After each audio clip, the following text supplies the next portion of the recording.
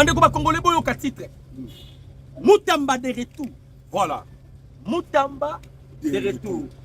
Jakinda la tangi lisusu batu. Banani ndala tangi. Bokoyoka na émission. Double explosion à Goma. Pourquoi l'explosion à Goma? Et Colette Bratman à Bomisi Kakami. Vous connaissez Colette Bratman? Voilà un peu sommaire. Il y a Maman Alikambo Oto pour débattre Nabino que nous allons décrypter ensemble. Pour aimer, pour commenter, pour partager l'émission. Donc, on va se pays à make-up. Je pense que Bande Koba Congolais. Bah, comprendre déjà make-up. Comprendre déjà make-up. Make-up. Voilà. Pays à make-up, c'est le Rwanda. À l'Axarabi, son apparence, c'est Yakito Kolibanda. Mais dans le fond, il est le tombeau blanchi. Donc, vous savez, nous planning le pays à make-up. Bazali ko organiser un moment oyo na elongona Emmanuel Macron parce que Paul Kagame a qui France a qui kuta na Emmanuel Macron na moment azala qui na France na Emmanuel Macron na Goma baboma qui mama Karine nani comme les autres Karine voilà Karine Guisset a Koufaki. C'était tout un plan bien. Un plan au Babomsaki. Emmanuel Macron Yemoko na Katia. Tokobeta lisolo wana. Mais objectif na bango ezala kinini. Tokobeta lisolo sikoboyeba pourquoi babomi mama wana et objectif ya simaliwa ya mama wana ezali nini. En tout cas bosunga biso ezaba direct. Bobanda plan ko tia ba j'aime ebele. Pour nous sécuriser direct na biso, pour partager, pour commenter, puis pour liker. Voilà un peu ce que nous avons fait. Nous avons l'isolo et lobby. Il y a Martin Fayou. On a qui est à présent, il y a 250 personnes. Parce que tout le temps, il y a Batouana. Bandeko Congolais, si vous voyez un Congolais à Télémé à Ekolobaki, si vous changez la constitution, vous avez la Congolais dans les fonds. C'est un étranger. Voilà. Parce que la révision constitutionnelle est comme pota pour les étrangers. Ils opèrent. Il y a l'autre il y a loi Tchania. Ouais. Des pères et des mères. Oh, mon étranger, ils opèrent. Loi Tchania. Hormis, parce que ceux qui tournent là où tu peux révéler, ils sont makamwaminene. Ceux qui tournent dans le bibo, tournent dans l'opposant, ce qui concerne la constitution. Vous connaissez l'origine de la constitution que utilise. Notre constitution a été élaborée na Kigali. Oui, c'est vrai. Constitution na biso élaborée na Kigali. Vrai. Vous savez pourquoi Kagame est-il le menacé biso? Et vous savez pourquoi Kagame a menacé biso na dialogue? Voilà. Parce que tant que tu vas sur même table, qu'est-ce que le dialogue va nous dire? Et comment la constitution, l'article 217. Voilà. Parce que vous avez des conflits avec votre pays voisin. Vous êtes obligé, vous êtes dans l'obligation de couper sa souveraineté pour préserver l'unité nationale, l'unité africaine. C'est-à-dire que Kagame a continué à bundisa biso. Kagame a raison.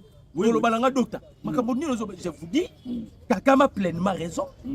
Azo bundisa biso parce que il y a un article qui va soutenir l'hypothèse de Kagame. Oui. Voilà pourquoi Kagame a tindaki lettre pas bamindela bisi bamindela nini. Boti kabiso ba africain to traiter makamuna biso. Voilà. Tango to traiter makamuna biso. Chole ambongo ils avaient déjà opté Kagame azwa Kivu na yo congolais. Ozoyoka. Congolais ozoyoka nga. Kivu na yo grand Kivu. Basango si bapesi yango ba Rwandais. Voilà. Et je t'informe que le plan de balkanisation dans nos civilités est sur la table. Voilà. Maintenant, quand vous allez voir Fayou la Télémi, on a changé la constitution, c'est un étranger. Qui ça, les molotos? Les lotos pas pleinement raison. Nandimi Makambutu alobi à 100%. Nengeneni yoko ki kokende kosomba lopango. Sans que baba mesira lopango yoko somba. Bien parlé, mon loto. Bande ko ba kongo to mituna nanu. Oui. Ndenge nini bakende ki kosala constitution oyo. Ndeko docteur na réseau salami na Rwanda. Ndeni basali constitution mais batela biso le nombre de kilomètres autour de moté à Mboka Congo. Donc, République démocratique du Congo, par kilomètre dans le Yébanité. Fungo la constitution, au commande que les 2 345 450 km exaltés dans la constitution. Le Pango, ils ont des mesures, par concession, ils ont des mesures, mais la République démocratique du Congo, Mboka na yo, Mboka na ngai, ils ont des mesures. Alors vous allez dire que la constitution est bonne. Donc pourquoi? Parce que, tu sais que dit, à la 3e mandat, la constitution, mais ils ont un nombre de kilomètres carrés. En soi, hypothèse y a mandat. Voilà. Eza na sous-bassement. Pourquoi? Nous sommes en état de guerre. Pour tu sais que dans ça, glissement, il n'a pas seulement besoin de consulter la constitution. Non. Avec seulement la guerre que nous avons à notre possession. Pardon, je m'excuse dans le terme. C'est que nous avons drone. Moyen d'organiser l'élection. Et personne ne va oser parce que nous sommes en guerre. Même la communauté internationale. Même la communauté internationale. Voilà. À Kolobalobi, c'est qu'il y a pleinement raison. C'est-à-dire que banir Rwanda, il y a des débats. Et ça gatina. Voilà. Problème tout ça dans le nini. Bande koba congolais. Selon Museveni, na Paul Kagame à l'Emoloto. Bakoyi ko permettre Mouto à dirité à diriger Congo. C'est une grosse erreur n'enge batikaki Kabila a organisé l'élection et à ça la pacification de Tshisekedi. Voilà. Ils ont recruté les lobes, ils ont condamné na Kabila, ils ont zoba. Pour la bango, il fallait qu'ils soient bateau, ils ont manipulation la bango. Alors, selon la carte où ezali ou batami, selon la carte batami. Katumbi na zali pion, il y a pas français. Voilà. Katumbi déjà assis solo na Kagame parce que mutakoti sa Moïse Katumbi na Congo c'est Paul Kagame. Voilà. Katumbi est l'ami intime à Paul Kagame. Ce qui ont la vidéo, oh Katumbi a dénoncé l'agression rwandaise Tindelanga. Na ok des femmes bon la banque, na personne $100,000. Ce qui ont la vidéo, Katumbi a dénoncé l'agression rwandaise. 4 années. Voilà. Katumbi si va signer mikanda na Kagame. Kagame c'est Azui Kivu et pas Katumbi. Voilà. Ainsi Azui pour la Katumbi. Voilà. Maintenant, monsieur Tikalinini. Katumbi a ebisi Kagame yope sikoyo bundanga ina zwa bokonzi. Pour concrétiser vision na yo ya empire imatuti. Congolais yoka. Voilà pourquoi on dit déjà ba Rwandais bazo kumisa Goma na Bukavu. Tobeta lisolo pays ya make-up. Bon comprendre pourquoi ba kumisa. Ba komboli ba la no ba vidéo. Tobeta lisolo na. Bon comprendre pourquoi. Empire imatuti. Sikoyo eloko ezo sala ke ba proclamer ango te ba ndenge bande kolobela sur état fédéralisme. Complication za nini? Na ba zone eza sous occupation na bango. Ba na contrôle nango 100%. Voilà. Ndeti toke na Nord Kivu. Beni na Butembo eza sous contrôle na bango te. C'est ce qui bouleverse leur calcul. Voilà. Sinon ceux qui bazalaki déjà na ba contrôle nango, il devait déjà proclamer déjà et c'est tikali. Mais na bisi ko pe baza. Il y a certaines wazalines. Réunion et Koti. Katumbi a ebisi Paul Kagame. Pas toi. Katumbi a ebisi ba moupe. Vous devez quitter l'église catholique. Aussi longtemps à Mbongo na Chole. Na Mouté Babazali. L'église catholique est comme le rôle à Botutu pour la République démocratique. D'ailleurs, ce sont eux qui m'ont aux États-Unis d'Amérique, le président Tshisekedi d'Aloba. Pour bloquer. Pas bloquer. Tu as signé accord les États-Unis d'Amérique. Donc, ceux qui ont signé accord Rwanda, mais les lots peuvent condamner le Rwanda, sanctionner Rwanda. Jamais. Si on bat bon, est-ce que le peuple congolais? Jamais. Parfois, toujours, bisabino la vérité. Bon, dit ma piso.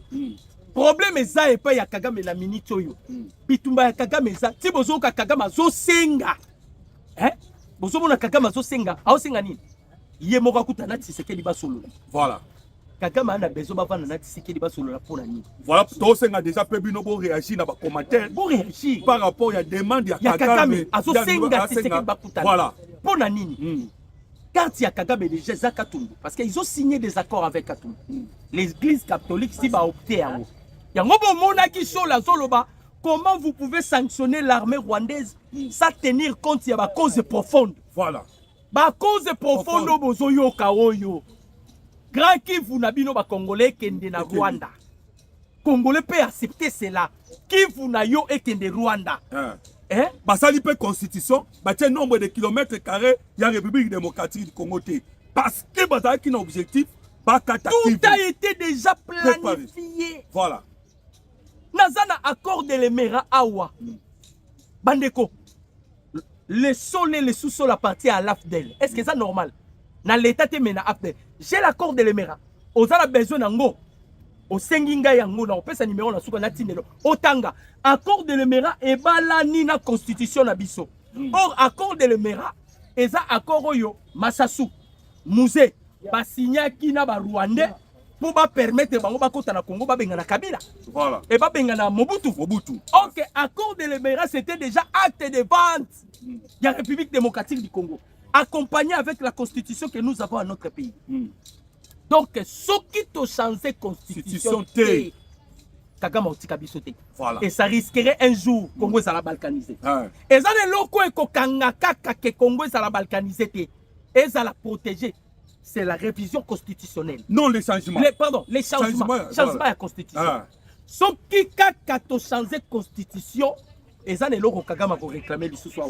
Voilà. Et ça, les logos Kagama pour l'anda à D. Donc, ce qui Kagama landa parce qu'il y a la constitution. Et bazo jouer biloko wana. Emmanuel Macron zana kati. Babelge baza double baza la kati. Les seuls pays boyé locaux, c'est les États-Unis. Voilà. États-Unis à Boyango pour la Nini. Et puis c'est Donald Trump. Oui. On a refusé complètement. Et puis là, Donald Trump a besoin qu'il a courage. Il y a que le Rwanda est entré en République démocratique du Congo avec des machettes. Des machettes. Donc c'est les États-Unis d'Amérique et c'est Donald Trump. Voilà pourquoi même dans la guerre entre les États-Unis d'Amérique et l'Iran, nous devons soutenir nous, États-Unis d'Amérique. Ouais. Parce que c'est grâce à Trump que le projet il y a Empire Imatuti ils ont bloqué. Donald Trump a dit Paul Kagame, Makambo bino bo signa na Clinton, nga na yebi yangote.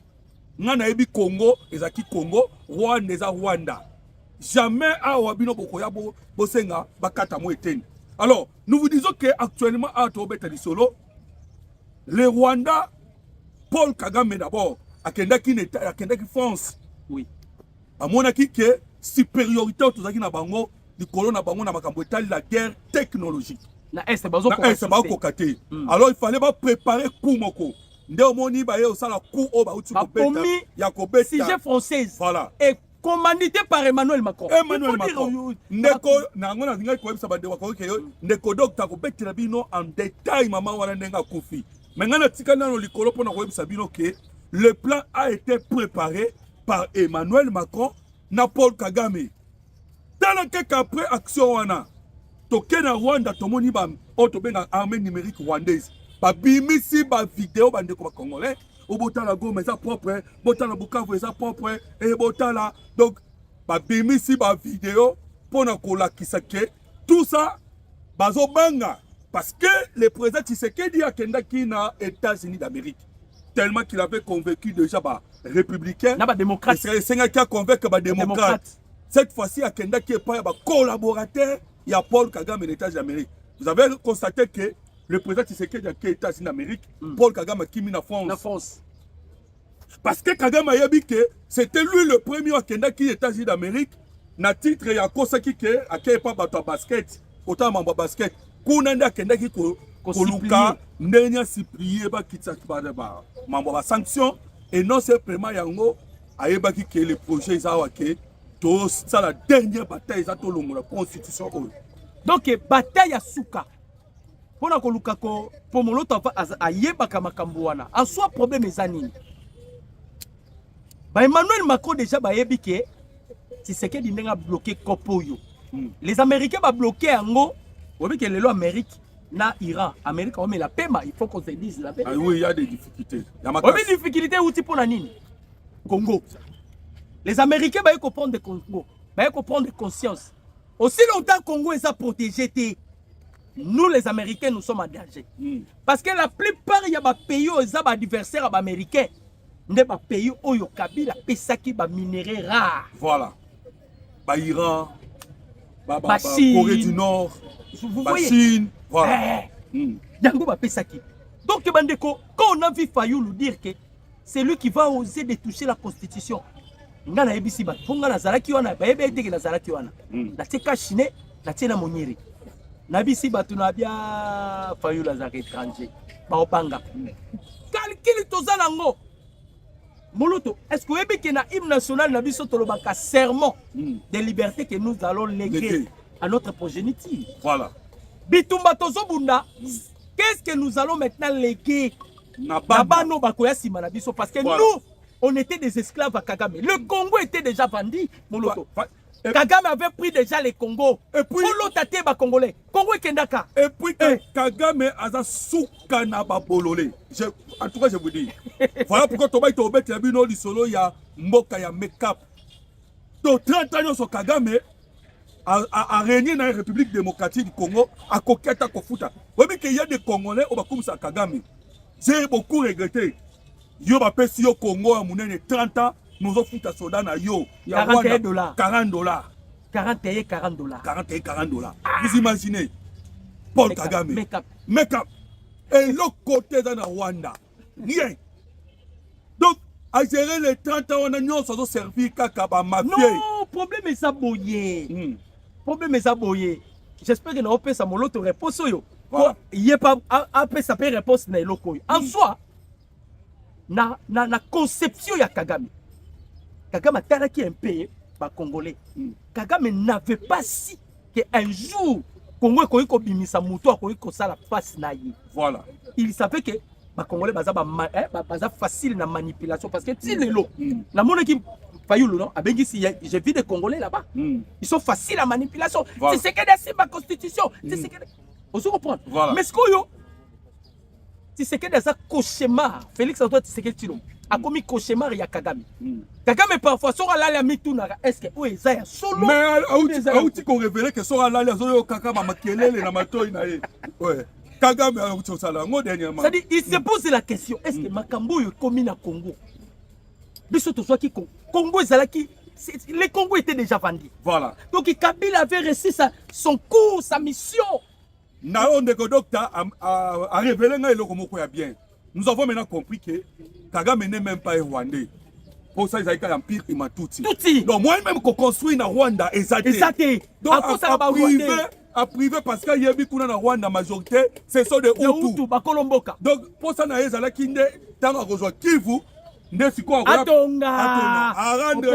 Na pesi au réseau, voilà. Au Pessinga, vous avez réponse. James Kabarebe. Voilà.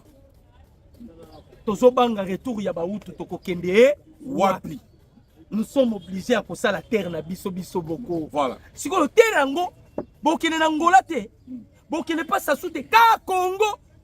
À ça le système oyo toyoki na Iran. Kagame a commis si batuti ba riche. Et batuti ana ba ko investir à gauche droite. L'objectif est ça que ozomona mo azolo banini. Te à lobby kaka. Voilà, merci Nao, bonjour. Donc Kagame l'objectif est ça qui Nenga komisi ba tuti ba riche par-ci par-là. Tango ba kozwa sikoyo Grand Kivu o bango bengi lokola Ampacha Empire Imatuti ba bengi ça c'est selon ba révélation de James Kabarebe. Oui. Ba bengani ba esko ko tchabaza mona Kivu na ba ono so comme ça ba millionnaire, milliardaire. Vous imaginez bande ko congolais. Bon excusez nga na répéter nan. 30 ans Grand Congo na maboko no. Ozui Grand Katanga ba yomoko tche Kabila président. Yomoko zo nommé Ozoteka minéré, aucun na Silicon Valley aux États-Unis d'Amérique. Comme représentant ya ba minéré congolais. Capitale mondiale ya technologie. Donc yondo pesa ka coltan, yondo pesa ka or.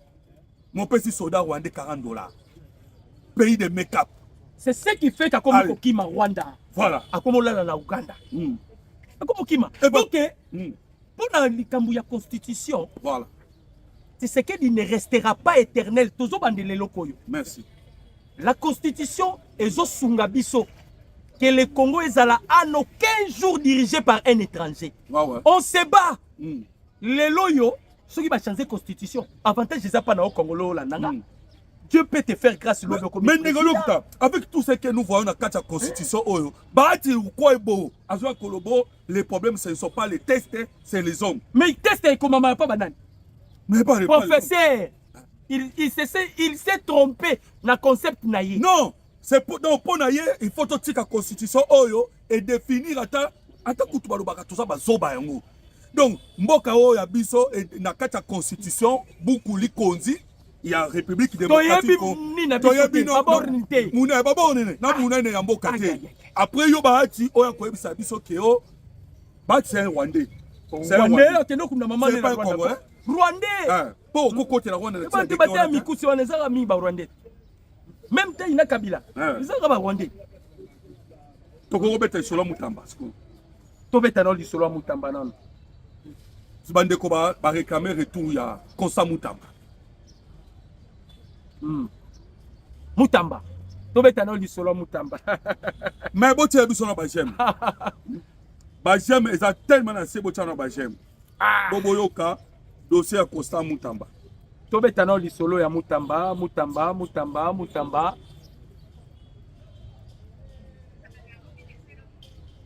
To beta lisolo ya Mutamba. Veuillez nous excuser. Makambo Mutamba eza au sérieux. Veuillez nous excuser. Tozo yebisa bino ba détail nango. Eza très au sérieux a tozo lo bala bino. Ouais. Alors boba nana nous koyeme et puis bo commenter tozo la posa commentaire moko ya bien o tozo se répandre bino ezali bon commenter bon ebisala biso parce que tout na kibino question on a la fois dernière entre to somba to zombongo to chango en jeu to somba ba drone na to organiser ba élection il y a 2028 que préférez-vous bolingi nini na to somba ba drone to zimbongo na biso to sombi ba drone de combat na to zwa les 1,5 milliard na 2028 parce que il faut savoir que l'organisation des élections et ça la macavant et ça le koya olalo la muki te et ba déjà avant il faut pas mbongo ba tchade ya pembeni parce que ndeko mususu ba ibisa kinga ke oh non élection dans 2028 ya musika yo ba ndoko ba makambo mbongo non mbongo ba zwa kango déjà avant donc yebaka que chaque mois ba longola ka mbongo o ekendaka na compte ya seni pour l'organisation des élections. Voilà pourquoi tu as vu si na bandeko ba congolais ba ko na biso partout beaucoup commenter la fois dernière beaucoup commenter qui biso tozali na posa ya ba commentaire na bino etonda pona toye bisa na gouvernement que sombongo oyo yo lingi ko organiser na ba élection somba yango ba drone to que ne côté sécurité na est ya République démocratique du Congo. Parlons sur le retour de Maître Constant Mutamba. Pumunga. Oui. Pumunga. Voilà. Tungunga. Bandeko ba Congolais, Mutamba yé na justice. Il faut boyeba, bato ba koisa Mutamba. Ce n'est pas seulement Kabila. C'est le réseau triangulaire de koisa Mutamba. Nous sommes bazana ensemble. Voilà. Nous sommes bazana ba institution, na ba mandataire. Nous sommes bazana opposition. C'est tout un réseau de Bakoïsaï. Pourquoi nous avons parlé sur le retour de Mutamba? Bandeko conseil des ministres au 82e. Et Outiko Kotawa. Le président Tshisekedi était en colère. Mukonzambo kaki na kanda posa alia mutu. Le chef de l'État. Mukonzambo kakande uti wapi. Pourquoi le chef de l'État était en colère? Bandeko. Qui vont y bien les qui? Et pas ya ba ministre. Les ministres des volets. Des mandataires des volets. Babougoumé c'est des volets. Ba gouverneur des volets. Mouyibi yango sikoyo ezo salama ndenge nini. Pour ba changer style. Voilà. C'est ce qui a fait que Mukonzamboka a vivifié, a suscité le projet de Mutamba. Voilà. Mutamba parce que Mutamba parlait sur le tribunal pénal économique et financier. Voilà. Mutamba il faut qu'on salle la bango makamona bango en emparté miyibi baleki trop. C'est ce que le chef de l'État. Maintenant, Ndekomolo tozo expliquer bino. comment est-ce qu'on a constaté bayebi ndenge nini ke bamiyibi parce que mokonzi mboka aleli alobi bino ba Congolais mokonzi mboka abeti loboko na mesa, c'est-à-dire tous les bandeko ba Congolais que ils ont combattu Mutamba pamba te. Toyesaki bino na ba émission le kana ki ke Mutamba sengeli azonga pamba te, il était en train de menacer donc les réseau triangulaire. Si quoi va changer stratégie? Boyoka stratégie. Stratégie va comme dans Wezanine. Va créer ma structure. Oh Mukondamboka yemoka détecter. Et belé na kati ya ba ministère. Ah, tangela ba structure publique.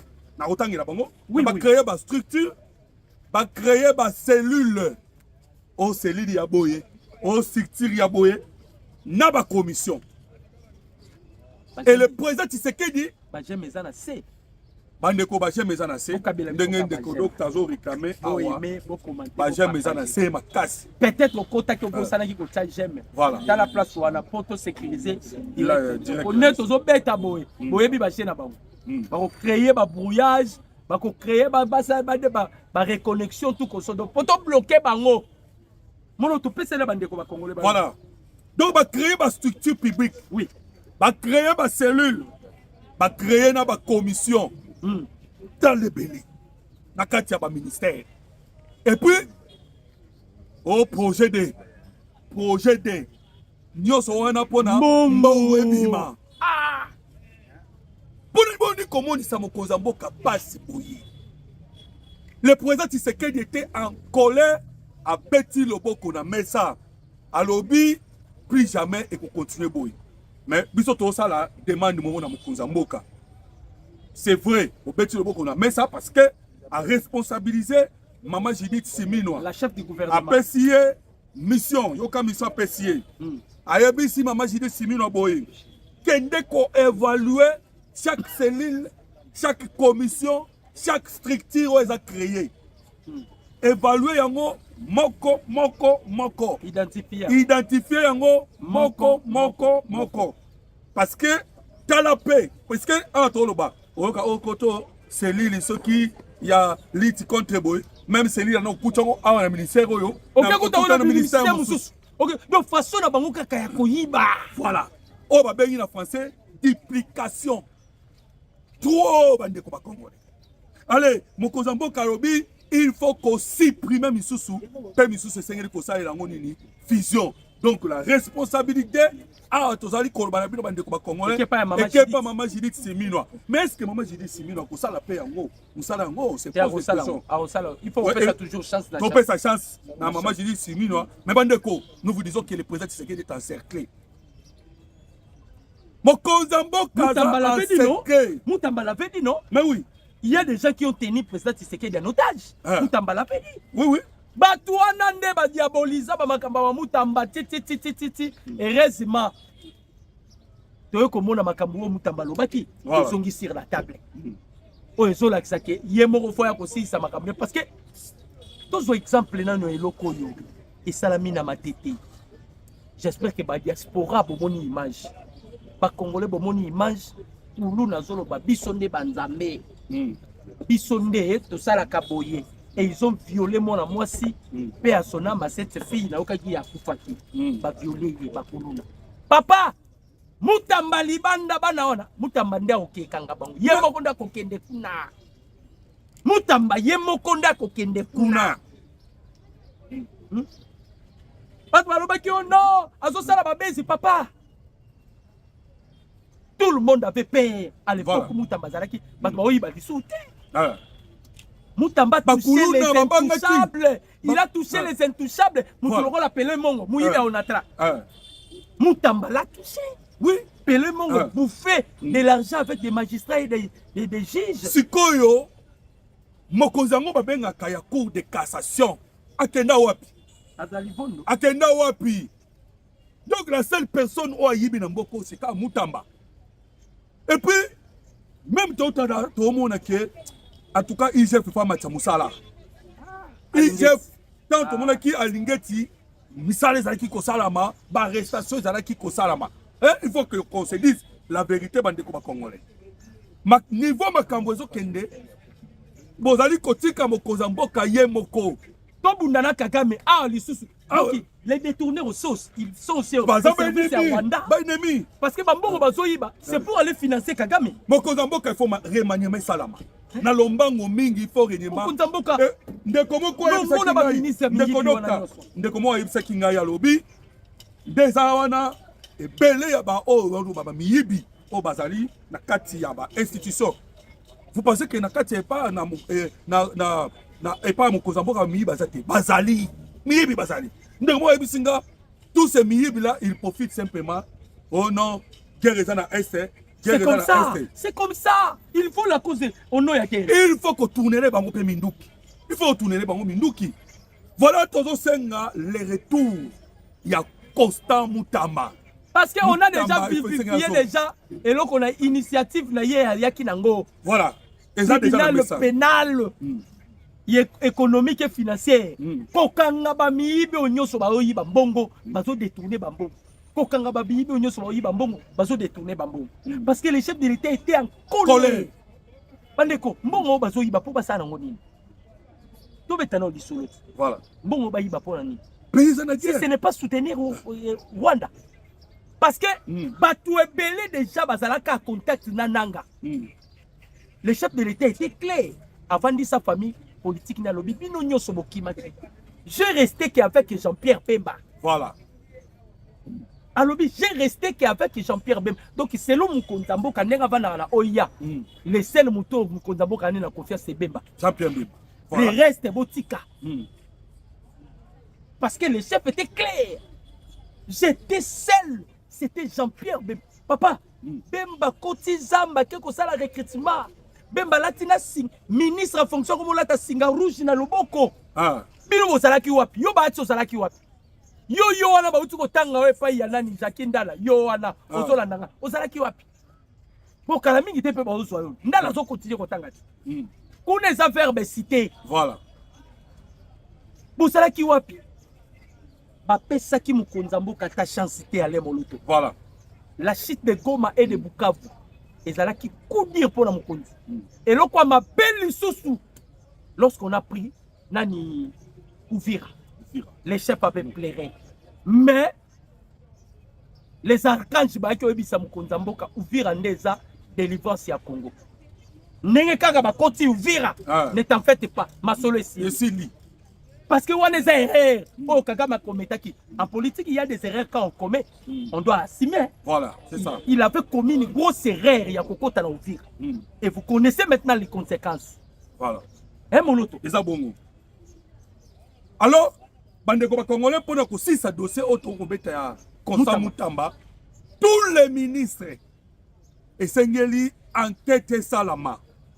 Donc, on mobilise pour enquêter Salama. Et que bayebisa na biso ba ministre nyonso o basali ba multiplier ba cellules o ba multiplier ba structure, il faut enquêter salama bandeko batu bako kweya bako za rebelle et toze la bango ba kweya vonde to mona ki ndengo mafuta mataki na tous les juges à cour de cassation tozaki kuna na cour de cassation to mona inde mafuta na bino mataki.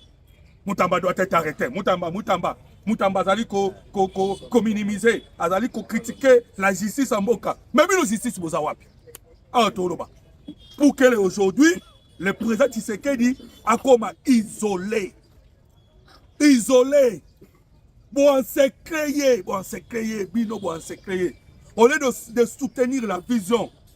Et tangu nous guerre yindaki bokimaki bokeko batama même babahati bokeko batama mais tant pour mbongo bino wana bofungoli misu bo créer ba structure hein bo créer ba biloko bo lo ba péter et na moment obiso o to sengela ki ata kozwa quelque chose tozwa ngote mais to servir mboka to t'équiper longi biso en même temps que ba rwandais ba okani na biso que oso toye parmi ma première personne, yo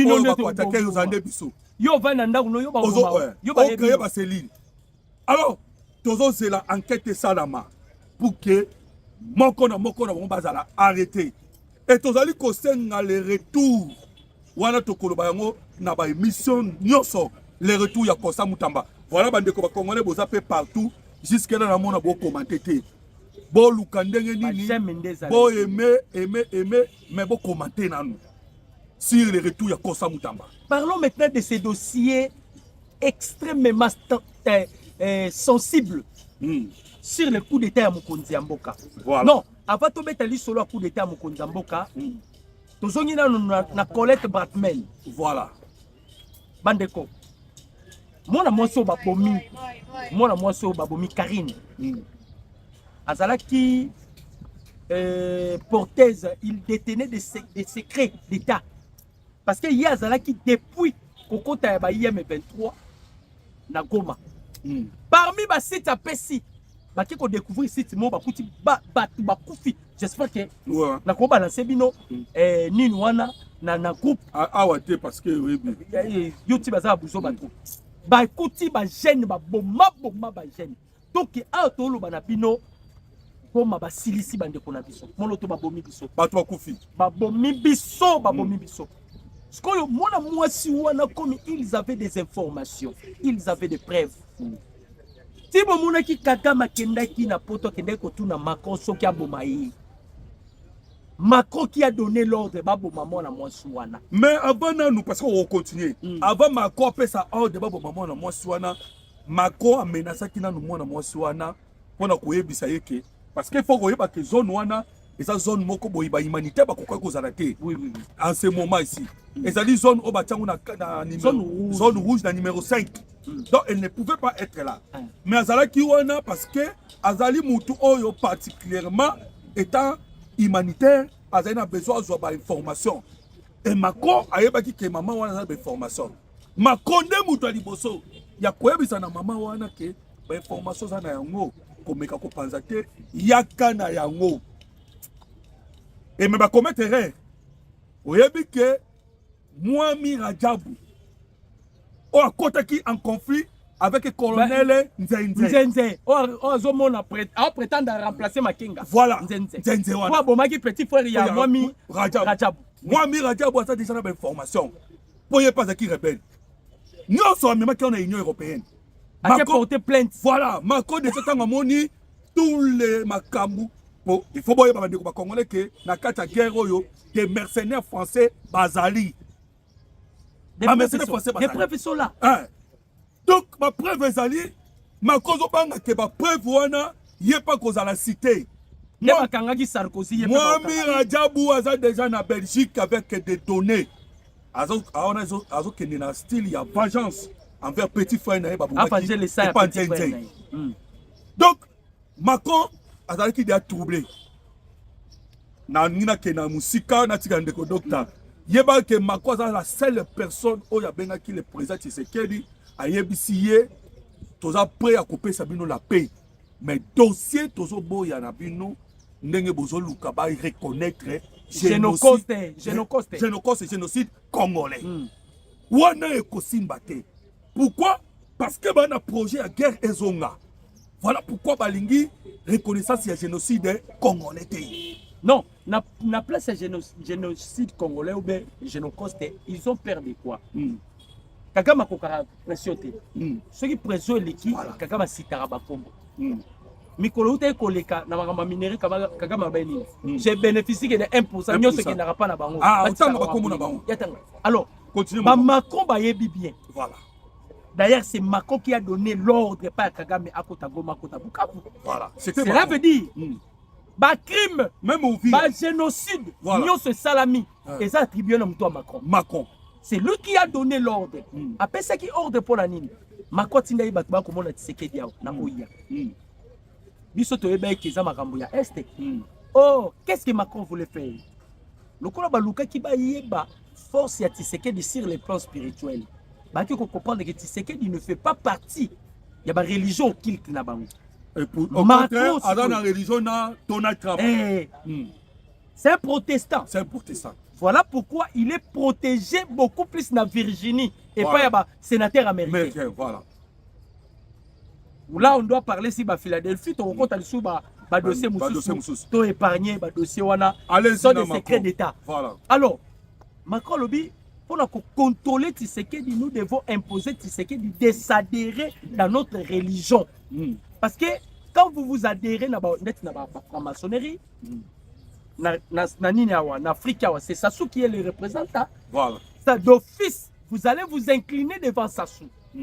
Et Sassou a une injonction directe dans la France. Donc Macron a voulu imposer Tshisekedi de s'incliner à s'adhérer dans la franc-maçonnerie pour la facilité à contrôler Tshisekedi. Voilà. Quand Tshisekedi a refusé, Macron a dit Tshisekedi au monde n'a nos gazons, donc le président Tshisekedi savait déjà comment il savait ça. Il savait ça parce que Macron a dit ça qui est. Alors, n'est dossier commis awa, dossier commis awa. Moi si wana, il avait de preuves sur la présence. Sur la présence de militaire français. Parce que le Rwanda utilisait la technologie française et la technologie polonaise. Voilà. Vous comprenez? Moi, c'est un qui n'a pas de document. Paul Kagame a dit ici Macron. Macron a béni moi, c'est un qu'on divulgue l'information.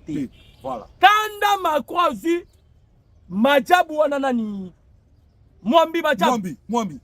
Les mêmes informations, moi, si on a Zalango, Mwambi Zalango, à quel angle la Belgique, na Parlement européen, parce que c'est là où se trouvent les institutions de l'Union européenne, en Belgique, en Bruxelles. Donc, continuer. Voilà pourquoi maintenant les États-Unis d'Amérique, pour battre Kagame bien, parce que l'Amérique a des informations, on a 5 milliards de dollars. L'Union européenne. Non, Total Énergie. Total Énergie. 5 milliards. Parce qu'il faut que Total Énergie, la minute en faillite. C'est 5 milliards. Alors comprenez déjà, tant que Total Énergie a eu déjà 5 milliards, le Rwanda a déjà une sanction américaine à $. Donc les militaires rwandais au Mozambique sont obligés de combattre Kende. Et il faut prendre l'Union européenne. Parce que c'était l'Union européenne qui fournissait 20 millions d'euros. Après ça, il y a l'armée rwandaise. Voilà la minute où l'Union européenne a joué FOP dans mon pays américain. Donc Paul Kagame est dans le bawa, Azakao. Sikoyo, Macron Macron n'a pas tenu compte que Mwambi Madjabouana, il faisait partie de M23. Voilà. Macron a monika que moi a respecté les principes naïté. Voilà. Or la femme en question, il devait aller maintenant donner les données les 14. Le 14 mars Voilà. Ils ont maintenant envoyé l'ange de la mort. Vous connaissez l'ange de la mort? C'était Corneille Nangaa. Corneille Nangaa. Avant même Babo Maï. Corneille Nangaa qui n'est qu'au la mort. Voilà. Basololi, moi Siwana. Corneille Nangaa bimi a commis ma sur Corneille Nangaa qui kosa. Voilà. Et selon l'autopsie, cette dame a koufaine na katite. Bakina ko bomaye sika mususu. Bazongisi ye kozongisa na kati wana. Ndeko docteur zo continuer. Nazo baxela ndeko docteur. Ndenge nini drone beti selon bango muta kufaka moi sana yemoko. Ça c'est une question. Ndeni moi sana kufi yemoko. Bon, moi sana ko kende ko vanda. Gardien na ye, y a agent de sécurité, ou on va dans la porte na ye, azawap. Et bah commettre erreur, Al Jazeera, azwa ki vidéo, nyonso, nde bazo bimisa corps calciné ya mama Karine. Et bimika corps moko. Mais tandis que na communiqué ba M23, bah c'est contredire. Balobi ki y a 3 morts. Mais bino boloba ki 3 morts. Mais nini na vidéo ya Al Jazeera bandeko, ça fait débat. Marabouane a étudié aux États-Unis partout. Batouali a touché en côté kaka ba français. Neni ni bino bo communiquer qui nanga communiquer qui 3 morts. Laurence Kanuka communiquer qui 3 morts. Bisi moi communiquer qui 3 morts. Et puis bo suki wana te. Même Willy Ngoma a communiquer qui 3 morts. Okoye bisanga Willy Ngoma. Quand nengo lobi. Mais kene na page Twitter. Ya Willy Ngoma. Ba commis 3 morts. Na mama wana. Sikoyo ba o musu bakufa ki ni bale wana bazali wapi. Ba voisin bakufite. Kaka ye mama wana. Oko continue le Yango Kagame teneki na lombango. Macron a donné l'ordre. Faut vous remarquer que Macron il est dans les coups. bokaki Macron a souhaité mes condoléances. Autant il tweet à Macron, il n'a pas même cité le nom de cette dame. Attendez. Attendez, pardon. Quand Macron m'a attendé, même on y attendit comme ya maman wanate, même l'ambassade nyonso, au basali communiqué, batangi comme maman wanate. Muto atangi kombo ya mama wana saka UNICEF yé moko. Bango tout batangi kombo mama wana te. Et nous nous sommes posé la question parce que pour que nous vérifier dans compte officiel, on a vérifié. On s'est posé la question. Même ONI, n'est-ce pas que pour Oyo, Monisco Oyo, parce qu'il faut voyer que le nouveau patron ya Monisco n'a pas côté en fonction de l'américain. John Swan, John Swan. C'est-à-dire, Guterres, il continue. Maintenant, on se pose des questions. N'est-ce pas? On y passe dans la carte. On peut signaler sous réponse. Vous avez suivi Antonio Guterres. Réaction Antonio Guterres. Sa réaction est cohérente. Nanani, Maxime Prévost. Voilà. Maxime Prévost. Langage d'Abango Souka. Cessation des hostilités. Vous devez soit. Bokena doa, moi okena doa ça te ba bombe zo bombarder. Non, do déjà comment on approche il y a Donald Trump. Moi ok coup de ça. Vous devez directement bon le canal dialogue. Basenga dialogue. Kagame déjà demandé le dialogue. Ofanda na Kagame sur même table. Kagame ko yela biso constitution na biso. Voilà. Constitution zolo ba soki to nini za persistance ya nini ya conflit ça. Vous devez céder hein? Beaucoup ont cédé souveraineté na bino. Na accord de l'Émirat balobi faut qu'on céder 300 km. Kagame lobi nini? Soki naza na kati ya Kinshasa nazo revendiquer nini? Nirango. Ruchu. Na nini? Na Masisi. Na Masisi. Kolanda yango nyonso périphérique wana ba 300 km déjà. C'est-à-dire basa balamba biloko na bango très bien. Ndeko docteur tozonga na mama Karine. Azali o babengaka l'arbre qui cache la forêt. Liwa ya mama wane bombi zamba. Vous allez maintenant constater bandeko ba congolais que na ba communiquer nyonso bazo soulever le komoko dialogue. Tous les communiqués. Il y a ONU, il y a France, il y a bango tout dialogue. Donc ils ont sacrifié Maman Ngani. Pourquoi? Parce que monarchie autokobenga la supériorité technologique. Il faut maintenant bloquer les drones. Moni drone denga bana kobeta Beti Kalumbi, Beti Mnani Rubaya, Beti Mouchake. Drone aninga kiskonde et comme qui pro prêt pour beta skoko mana Bukavu match là. Parce que les Wazalendo, Moni Willy Michiki a commettre une erreur. Il y a quoi comme ça stratégie. Il y a un ba Wazalendo ba écarté babi comme meka koloba lusu ba kamna biso te longwa. Balongolier. Ba Wazalendo ba tie pembeni. Alors, vous comprenez déjà que tout ça qui kokende vers aussi ça la cœur. Tokende qui déjà toi après. Makotali alors guerre aussi là sans que nana za na mo eloko.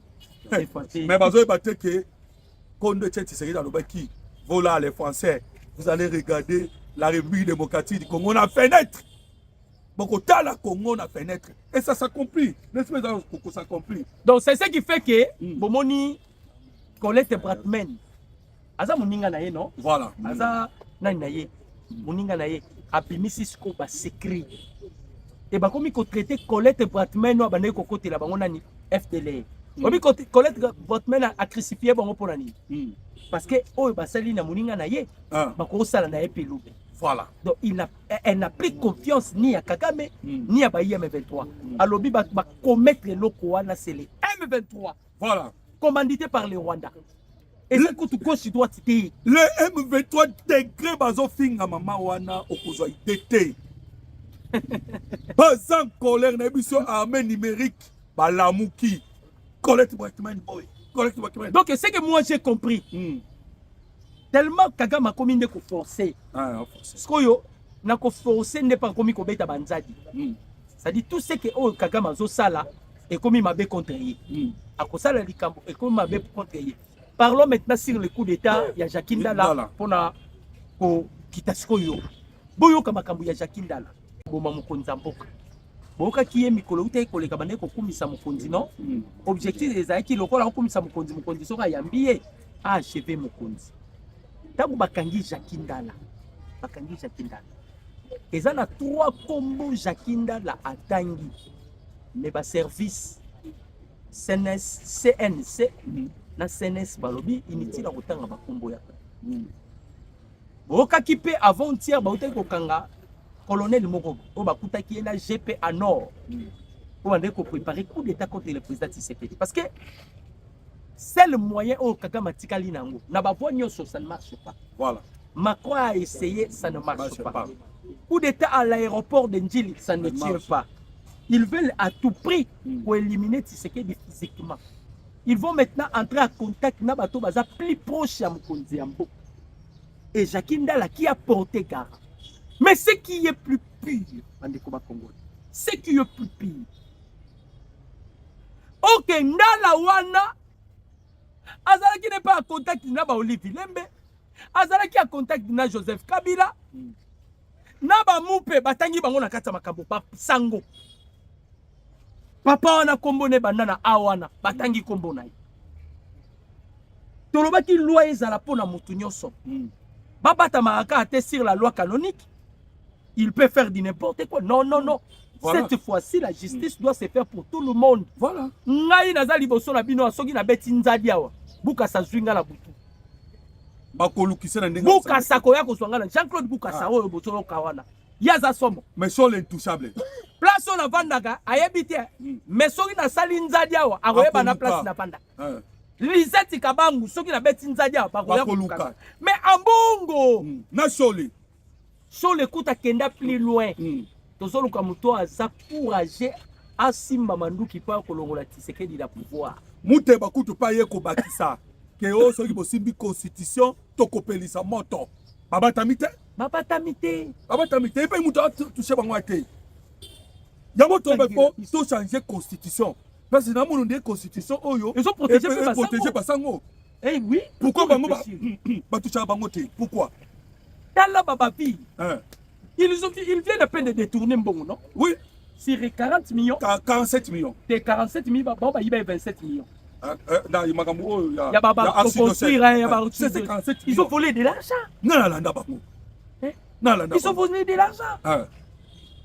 Bon, les Alagi wa bazaba Congolais plus que nous. C'est ça. Congolais plus que Bissot. Vont de porter disparu. À occuper à tâter. Bamba Mone Kamuta. Bandeko.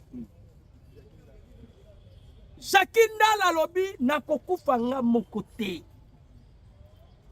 Tolobaki na bino makamba OCC na si bandeko na biso ya mwanda ba konfi babi ezaka na OCCT na OGFREM. Na OGFREM ba Rwanda baza. C'est-à-dire Kabila tikela biso manyoko na mai na objectif ndenge nini. Ba mbongo ba collectionna kawana yango ekendaka na Kigali. Et je pense à Kagame parce que Kagame na minute il est déjà foutu hein. Voilà. Mbongo ya ko financer ba soda na ye na Cabo Delgado et ça le soutien. Mbongo ya ko financer ba IM23 et ça le soutien. Voilà. Awa nazo sala appel. Na sengi mama Lisette Kabangu. Na sengi Jean-Claude Bukasa. Bo fongola misu et pas ya Jean-Jacques Pourouzi. Quelqu'un m'a appelé. Na lobby bien, bo fongola miso pas il y a Jean-Jacques Pourouzi. Gouverneur il y a Sid Kifu. Jean-Jacques Pourouzi. Soki bo fongoli miso de tokola la tolamuki ouvrir quoi il sous. Il y a des recrutements zo salema. Voilà. Bazo recruter batu na Kenya bakoti bango na Uganda. Bamsu ba kotela nzela ya Goma, bamsu ba kotela pena nzela soki ya nini avec des cartes de lecteur. Yassika, voilà. Qui ne sont pas des Congolais. Parce que l'armée rwandaise, difficulté, effectif, non? Effectif. Bazo kufa ebeli. Tozo bomba bango ebeli. Ba yeli sous la objectif parce que comme ils ont échoué na Uvira, na point zéro ils ont échoué, na Minembwe ils ont échoué. Balingi bazonga lisusu na Uvira ba meka Uvira.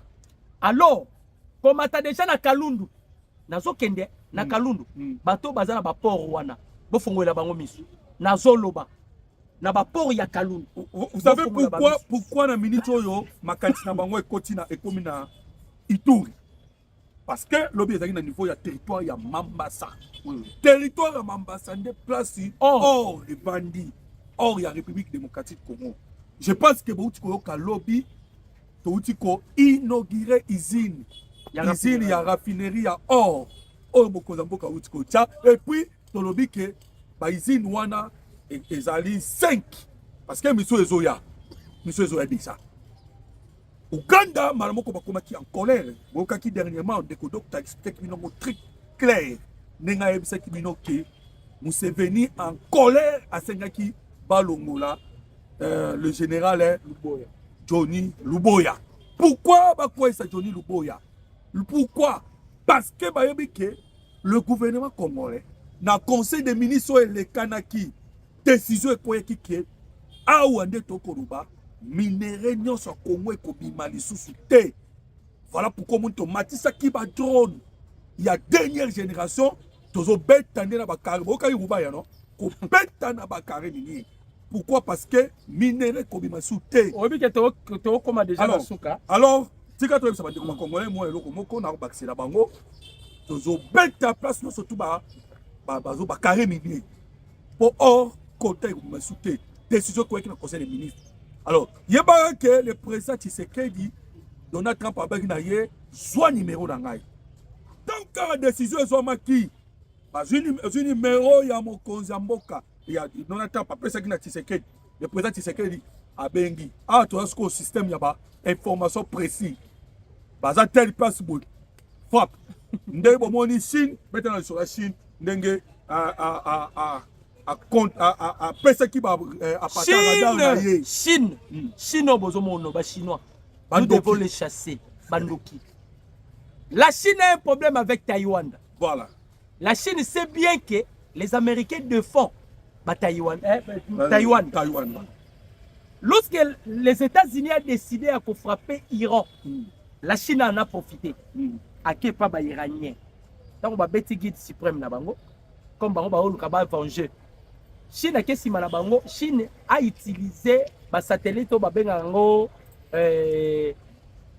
qui est en orbite, ou se déplace en orbite. A détecté que là où se trouve la base arrière américaine. Voilà. A suivi la photo de iranien pour fragiliser les Américains, pour faire perdre Bango Ebele, Bobeta A. Il y a un objectif à attaquer Taïwan. Ah, nazo bisabino lobby, ba navire, ba drone, ba avion de chasse et encercler Taïwan. Comment les Chinois atiki ba américain à distraction na ba iranien, y a qu'à profiter parce que les Américains auront la difficulté de venir intervenir. Na autant la bino loro mo et ça la bino passi. Accord de l'Émirat. Avant de Komoloto. Tangela bango accord de l'Émirat, mais avant tout temps na senga qui intervention de docteur par rapport à la guerre Iran-Chine, c'est pour vous dire que politique aussi dans ça qui il y a quoi ça là repérage, il y a place non surtout oyo base arrière américaine sali. Des politiques américaines sali. Après si biso toutes les bases, il y a M23. Na personne ndenge ba kimisa. Yango to beti yango parce que nyoso to beti bela ko sakana tango mo automatique. Bazali sous la vite. Ba fois pour na bomona ki na précision parce que on avait des informations nyoso donc to beti na Kalundu to bomi na ebiso ke bananga na banani bakoma ko vivre libanda ya mboka balobi ngoko bakoma na Rwanda bafana na Rwanda bayaka kaka ko sa ba activité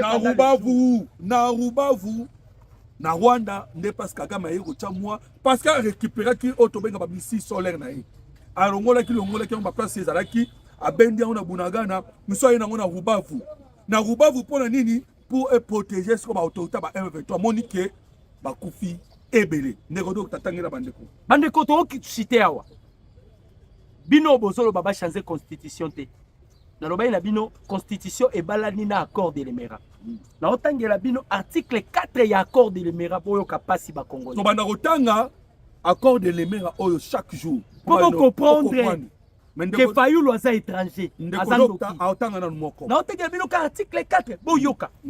To kotanga na moloto Pensons le panafricanisme, prêchant le panafricanisme.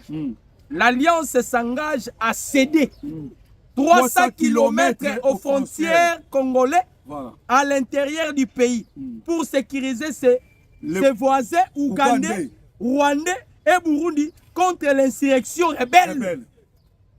Accord de Lemera. Comment il faut que la constitution? Ce qui doit révéler cela. La constitution a été taillée à Kigali. Donc, ça, la constitution, 300 km. On a vendu notre pays à l'aide de cette constitution. Voilà pourquoi la constitution, le nombre de kilomètres carrés n'abisso est raté. Parce qu'il ne faut pas faire ça 300 km.